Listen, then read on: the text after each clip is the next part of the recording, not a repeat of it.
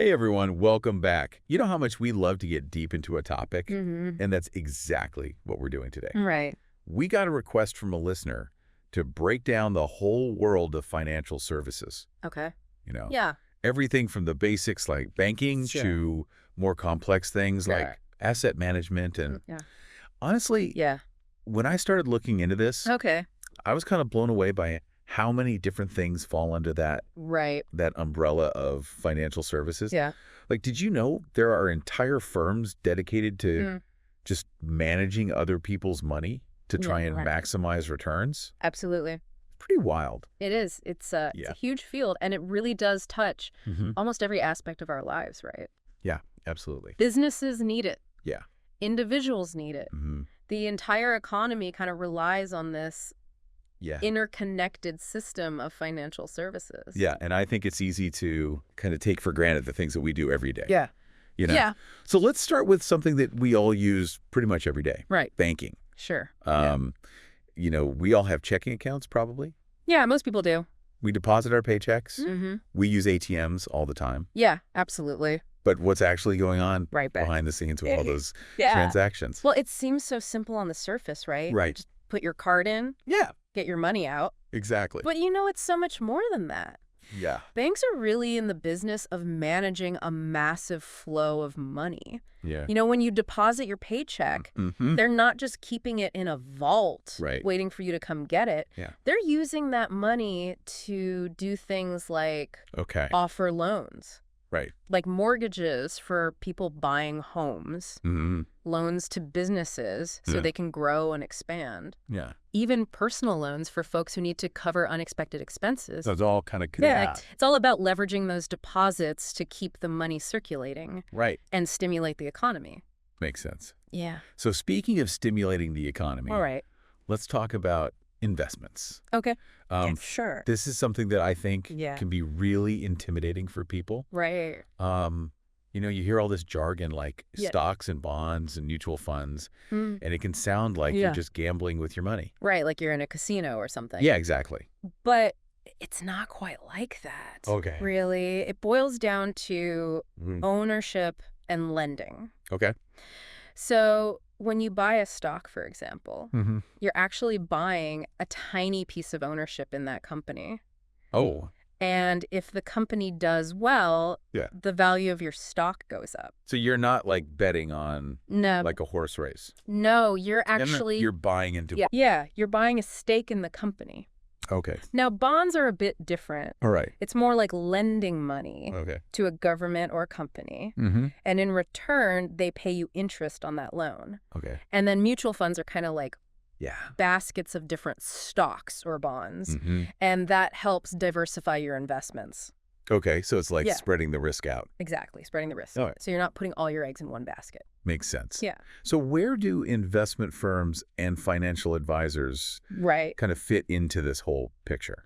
Well, they're kind of like your guides in this world of investing. Like, let's say you have a financial goal. Okay. Like you want to retire early. All right. A financial advisor can help you create a portfolio of investments that's designed to help you reach that goal. Okay.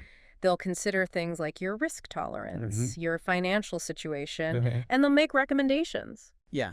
Based on your, all of that. Your needs. Yeah, your individual needs and circumstances. But isn't hiring a financial advisor like super expensive? That's a great question. And, it can be. Some advisors charge a flat fee. Okay. Others take a percentage of the assets that they're managing for you. Right. So it really depends on the advisor and the services that they're providing. And I guess it depends on how much money you're... Yeah, absolutely. For some people, that expertise and that personalized guidance is invaluable. Right. Especially if they're dealing with a significant amount of money. Yeah. But for others... especially folks just starting out, there are more affordable options. Okay. Like robo-advisors or even DIY investing platforms. So kind of like choosing between a personal chef or learning to cook yourself. Exactly. You got it. Okay. Yeah. Let's move on to something that I think a lot of people feel like is a necessary evil. Right. Insurance. Sure. We all know about car insurance. Yeah. Health insurance. Right. It's something we hope we never need. Absolutely. But it can be a lifesaver. It really can be. When things go wrong. Yeah, but how does it actually work? So insurance is all about pooling risk. Okay. Imagine like a giant pot of money, and everyone contributes a little bit to that pot. All right. That's your insurance premium. Right. And when someone experiences a loss, like a car accident or a health issue, they can draw from that pot to cover the costs. So you're essentially like spreading the risk out. Exactly. You're spreading the risk. Across a large group of people. Across a large pool of people. So that explains why there are so many different types of insurance. Yeah. Right. Absolutely. You have life insurance. You have property insurance. Right. Liability insurance. Yeah. They all kind of cover those what-ifs. It's all about mitigating those what-ifs. Right. That can keep you up at night. Exactly. You know? All right. So we've talked about banking. We've talked about investments. Right. We've talked about insurance. Yep. But beyond those kind of core services, there's a whole world of other specialized financial services. Yes, absolutely. So like financial planners, for example. Okay. What do they do? They're like your financial coach. Okay. They help you create a roadmap for your financial future. Yep. They help you budget, save money, plan for retirement. Okay. Even navigate big financial decisions like buying a home or starting a business. Okay, so it's like a more holistic approach. It's a holistic approach. To managing your money. To managing your money. Okay. Yeah. And speaking of buying a home, all right, we can't forget about mortgage lenders. Mortgage lenders. They're the ones who kind of make it possible for people to they provide the loans. Buy a home. Yeah, that make home ownership possible for a lot of folks. But what are some of the downsides of taking on a big mortgage? Well, that's a great question. Yeah. And it's something that everyone should think about very carefully before they jump into a mortgage. Right. Because it is a big financial commitment. Yeah. You know, interest rates can fluctuate, which means your monthly payments could go up. Right. And if you can't keep up with those payments, you could risk foreclosure. So it's not something to be taken lightly. Not at all. But are there other ways to... Yeah. There are. Well, they finance a home. There are alternative financing options. Okay. Like seller financing or rent-to-own agreements. Okay. And these might be a better fit for some people. So it really depends on your individual. Yeah. It all comes down to... situation. Careful planning. Right. And making sure you understand the terms of any agreement. Okay. Before you sign on the dotted line. So let's shift gears a little bit and talk about... payment and transaction services. Okay. This is something that has become more and more important. Absolutely. In our digital world. Digital world, yeah. You know, we're using our debit cards. We're transferring money online. Right. It all seems so seamless. It does. It's amazing how easy it is now. Yeah. But it's easy to take these services for granted. Right. Think about how much financial institutions have invested in technology to make sure these transactions are secure and efficient. Yeah. You know, okay. It's really quite remarkable. All right. So now for something I've always been kind of curious about, asset management. Sure.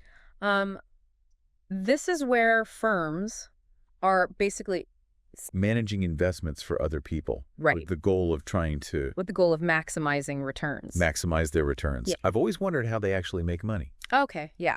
So I'm doing it. Most asset management firms charge what's called a management fee. Okay. And that fee is typically a percentage of the assets that they're managing for you. Okay. So it could be a fraction of a percent or it could be a few percentage points. Okay. Depending on the complexity of the investments and the firm's track record. Okay. Basically, they're getting paid for their expertise and their ability to potentially grow your wealth. So it's almost like having... yeah, it's like having your own personal financial expert working for you. Constantly analyzing the market. And right, they're constantly analyzing the market, looking for investment opportunities, managing your portfolio. Those decisions for you. Yeah, exactly. But this seems like a pretty... it is. It's a high stakes world. You know, you're dealing with a lot of money. Right. And the market can be very volatile. Yeah. So it's not for the... it's not for the faint of heart. Faint of heart. Yeah. Okay. What about financial advisory services? Okay, so financial advisory services, they tend to cater to more complex needs. Okay. So they often work with large corporations, high net worth individuals, providing guidance on things like mergers and acquisitions, capital raising, really complex, sophisticated financial transactions. So kind of like the strategic advisors? Yeah, they're the strategic advisors for big financial decisions. Okay. Yeah. So we've covered a lot here. We have. We haven't even touched on retirement services yet. Right. We've got 401ks, IRAs. Right, yeah. These are all these things we're supposed to be doing. Yeah. The building block. The plan for retirement. For a comfortable retirement. Right. Hopefully. Hopefully. Yeah. And it's never too early to start thinking about retirement and planning for it. Yeah. Even if you're just starting out in your career. Right. It's important to start putting money aside. And there are a lot of different options. There are. For people, Different types of retirement plans, different investment options to suit different needs and risk profiles. Okay. And finally, we have risk management services. Yes. This is an area that I think doesn't always get a lot of attention. It doesn't, but it's so important. But it's really important for individuals, for businesses. For everybody. For everybody, yeah. So what exactly? So risk management is all about identifying and mitigating potential financial threats. Okay. So it could involve things like insurance coverage, disaster recovery planning, cybersecurity measures, even hedging strategies to protect against market volatility. So it's really about... It's about being proactive and managing those uncertainties that are out there that could potentially impact your financial well-being. All right, so wow, we've covered a lot of ground here. It's been a whirlwind tour of the financial services. The financial services landscape. And, it's clear that these services really play a vital role. They do. In all of our lives. They're the backbone of the modern economy. Yeah. Connecting individuals. Yeah. Connecting businesses. Connecting global markets. Yeah. It's a fascinating system. It really is. And it's constantly evolving. And is always changing. Always changing. Well, this has given me a lot to think about. Good. As far as my own financial goals. Yeah. So thinking about your own journey, which of these services stand out to you as the most relevant right now? That's a great question. Yeah. And I think it's different for everybody. It is. It's different for everybody. Yeah. Yeah. But there are so many resources out there. There are. For people who want to learn more about any of these areas. There are reputable websites. Yeah. There are financial advisors. You can even just... Pick up a book. Pick up a book at the library. Yeah. And start learning. Exactly. Yeah. There's so much information available. There is. Yeah. It's amazing. All right. Well, this has been another deep dive. It has. Thanks for joining us. Thanks for having me. And we'll see you next time. See you later. Bye. Bye.